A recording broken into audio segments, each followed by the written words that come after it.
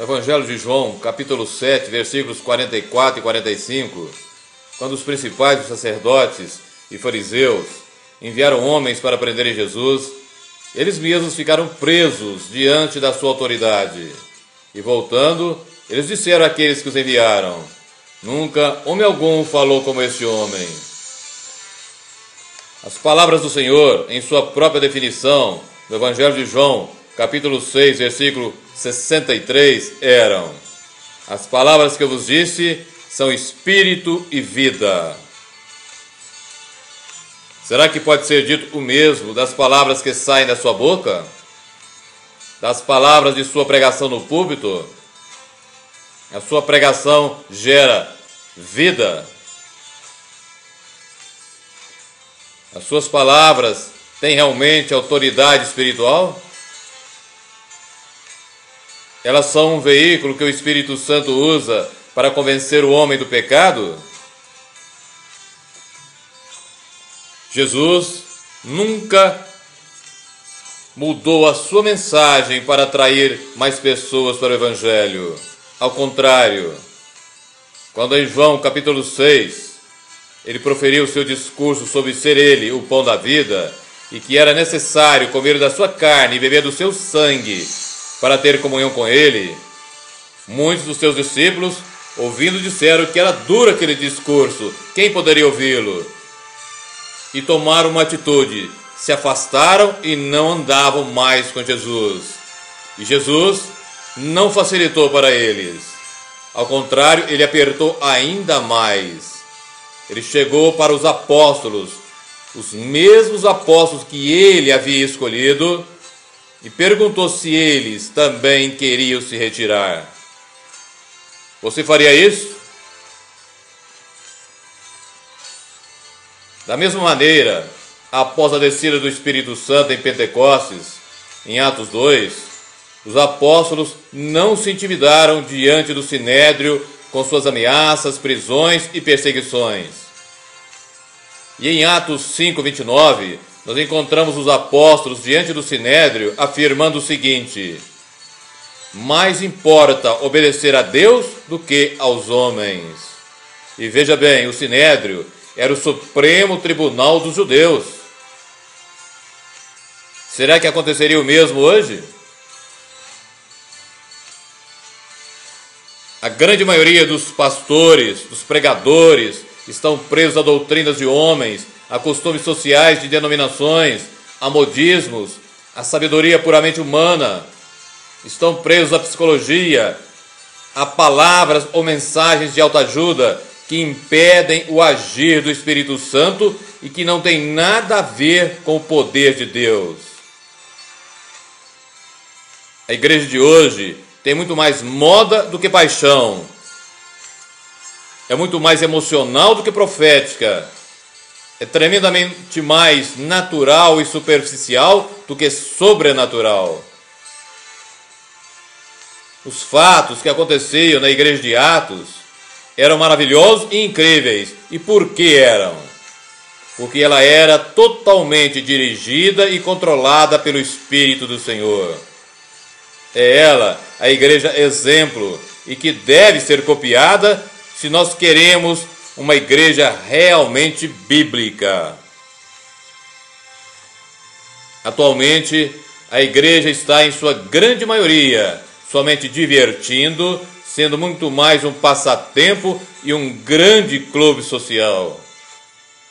Mas não foi para isso que ela foi criada. Não é essa a missão dela. A igreja foi chamada para deixar o mundo e ingressar no reino de Deus. E para que isso realmente ocorra, o Senhor exige dela a separação de toda e qualquer iniquidade, de todo e qualquer pecado ou imoralidade. Pois a igreja é a noiva de Cristo, o que indica que ela deve ser totalmente dedicada a Jesus e aos seus ensinos originais. E só existe um evangelho de Cristo, a mensagem da cruz. A igreja do Novo Testamento era identificada com pobreza, perseguições e prisões. Hoje, a maioria das igrejas cristãs é identificada com prosperidade, com empresas altamente rentáveis, com popularidade, riquezas, poder e status. Ai de nós, pois a maioria de nós que professa o nome santo de Cristo, estamos andando com algemas e com cadeias nos pés, e com as bocas e as mãos envolvidos na mortalha da tradição e da escravidão dos credos feitos pelos homens, presos no temor do homem. Falta-nos o poder do alto, pois temos muito pouca devoção. Falta-nos a pureza apostólica que vemos na igreja de Atos. Onde está a ênfase na pureza de coração? Onde estão a integridade e a santidade? Onde está a honestidade? Hoje temos um evangelho diluído, adulterado, pregado por adúlteros que em sua maioria reivindicam ser cheios do Espírito Santo. Que tremenda insensatez, pois estão declarando que o Espírito Santo é um idiota. Onde está o sal da terra? Onde está a luz do mundo? Mateus capítulo 5, do versículo 13 ao 16 diz, é Jesus falando, vós sois o sal da terra, e se o sal for insípido, com que se há de salgar? Para nada mais presta, senão para se lançar fora e ser pisado pelos homens. Vós sois a luz do mundo. Não se pode esconder uma cidade edificada sobre o monte. Nem se acende a candeia e se coloca debaixo do alqueire, mas no velador, e dá luz a todos que estão na casa. Assim resplandeça a vossa luz diante dos homens, para que vejam as vossas boas obras e glorifiquem o vosso Pai que está no céu. Onde estão as boas obras da igreja atual, feitas para que o Pai seja glorificado? Onde estão? Infelizmente, a grande maioria de nossas obras envergonham o nome do Altíssimo Deus. A grande maioria de nossas obras estão envergonhando o nome santo de Deus. A imensa maioria das igrejas de hoje estão apagando o verdadeiro poder do Espírito Santo e deixando-o de lado. Veja o que eu disse, o verdadeiro poder do Espírito Santo, e prendendo-se no poder do homem. E o homem, com todo o poder e sabedoria que possa ter, ele não pode salvar alguém.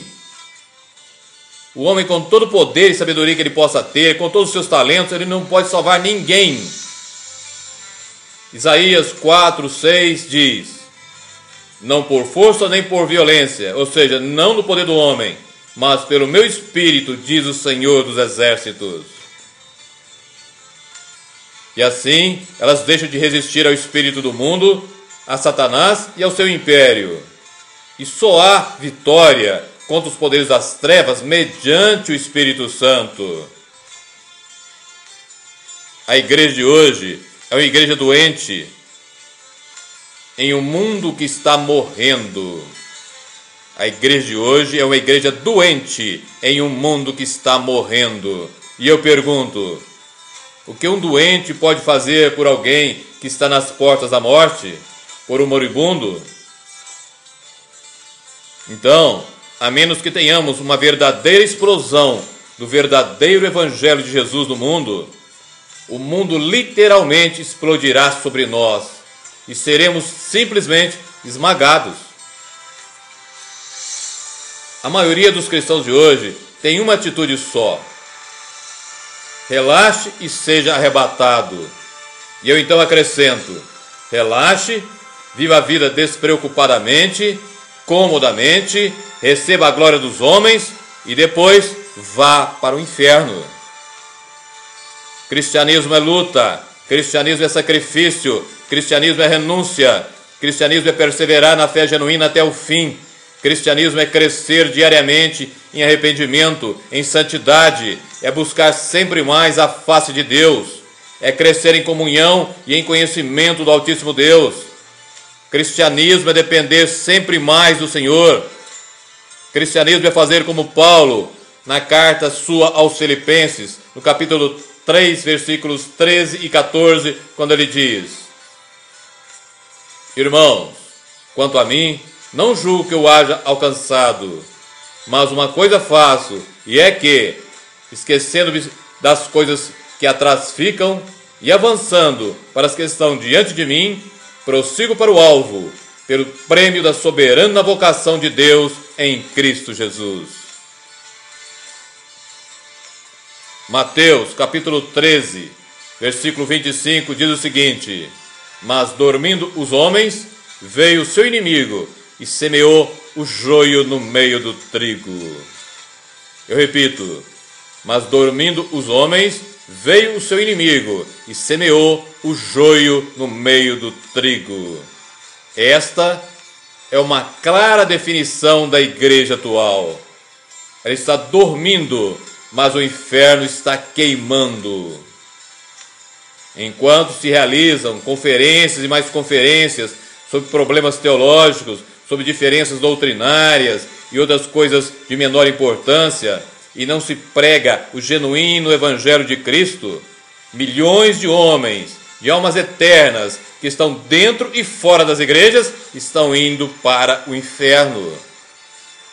Nós só temos uma maneira de ajudar a alguém, de ajudar ao mundo, ensinando e pregando o verdadeiro Evangelho de Jesus, pois é Ele que é o poder de Deus para a salvação, como nos ensina a carta aos Romanos, capítulo 1, versículo 16.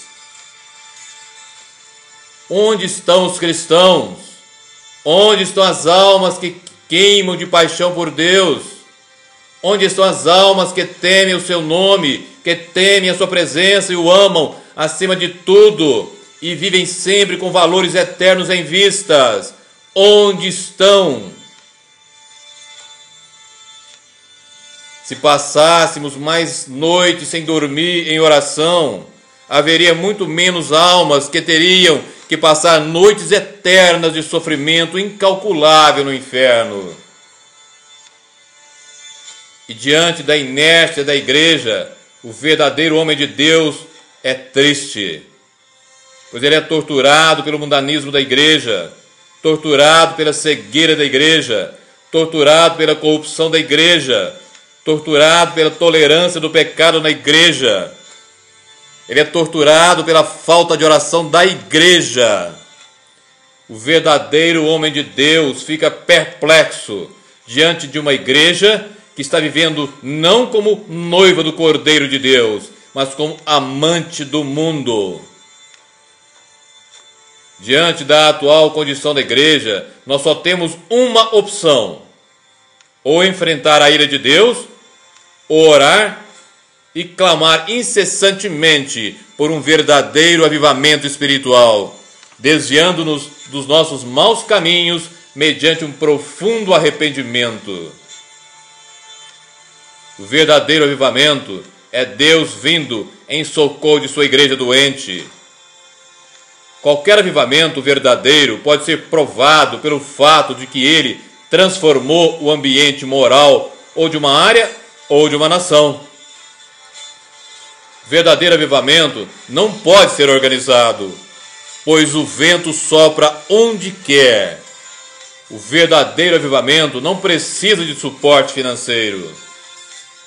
Ele não pode ser anunciado, pois avivamento é incêndio vindo do céu, não é incêndio da terra, é um incêndio que vem do céu. Ele não pode ser contabilizado ou medido, pois somente Deus conhece a extensão do seu poder. Ele não pode ser regulamentado, ou seja, não podemos traçar um caminho sobre o qual ele deva funcionar. Ele não pode ser entendido ou racionalizado pelas nossas mentes tão pequenas e pobres, pois é um mistério divino. Ele não pode ser de uma denominação apenas, pois ele passa por cima de barreiras doutrinárias. e ele também não pode ser nacionalizado. Realmente, o avivamento espiritual se tornou imperativo para todos nós. O Senhor falou através do profeta Isaías o seguinte, em Isaías 13:11: castigarei o mundo por causa da sua maldade. E depois, em Isaías 13, versículo 13, ele acrescenta: portanto, farei estremecer os céus, e a terra será sacudida do seu lugar por causa da ira do Senhor dos Exércitos. E Isaías 66:15 completa dizendo: porque eis que o Senhor virá em fogo, e os seus carros como um torvelinho, para tornar a sua ira em furor, e a sua repreensão em chamas de fogo. Veja bem, para tornar a sua ira em furor, e a sua repreensão em chamas de fogo. A segunda carta de Pedro, capítulo 3, versículo 10, diz o seguinte: mas o dia do Senhor virá como ladrão de noite, no qual os céus passarão com grande estrondo, e os elementos ardendo se desfarão, e a terra e as obras que nela há se queimarão. E o profeta Joel, no capítulo 2, versículo 3, diz o seguinte: diante dele um fogo consome, e atrás dele uma chama abrasa. A terra diante dele é como o jardim do Éden, mas atrás dele um desolado deserto. Sim, nada lhe escapará. E Joel, no capítulo 2, versículo 10, completa dizendo: diante dele tremerá a terra, abalar-se-ão os céus, o sol e a lua se enegrecerão, e as estrelas retirarão o seu esplendor. Fique ciente disso. Preste muita atenção. Estamos caminhando para aquele período quando tudo que puder ser abalado, será abalado, a fim de que o reino que não pode ser abalado, permaneça. E para enfrentar esse terrível julgamento, o Senhor diz em Joel 2, versículos 12 e 13: ainda assim, agora mesmo, diz o Senhor, convertei-vos a mim de todo o vosso coração, e isso com jejuns e com choro e com pranto, e rasgai o vosso coração e não as vossas vestes. Rasgai o vosso coração e não as vossas vestes. Realmente, todos os povos estão para experimentar um tempo de severa humilhação. E para que eles se preparem para o grande e terrível dia do Senhor, o profeta Joel diz, no capítulo 1, versículos 13 e 14: cingivos e lamentai-vos, sacerdotes, gemei, ministros do Senhor. Santificai um jejum, convocai uma assembleia solene, congregai os anciãos e todos os moradores desta terra, e clamai ao Senhor. E é necessário que a igreja atual apague definitivamente o fogo estranho de seu altar, ou seja, doutrinas e ensinos de demônios, fábulas, evangelhos diluídos, adulterados, idolatria, teologia da prosperidade, humanismo, temor do homem, palavras de autoajuda, psicologia, etc. Para que o fogo do Espírito volte a estar continuamente aceso sobre o seu altar. É necessário que ela apague definitivamente esse fogo estranho do seu altar, pois só assim o fogo do Espírito voltará a estar aceso continuamente sobre o seu altar. Então, assim se arrependendo e desviando-se dos seus maus caminhos, a igreja possa então receber do Senhor um verdadeiro avivamento espiritual e voltar a ser a coluna e firmeza da verdade. Coloque isso no seu coração. Só assim a igreja atual voltará a ser a coluna e firmeza da verdade. Amém e amém.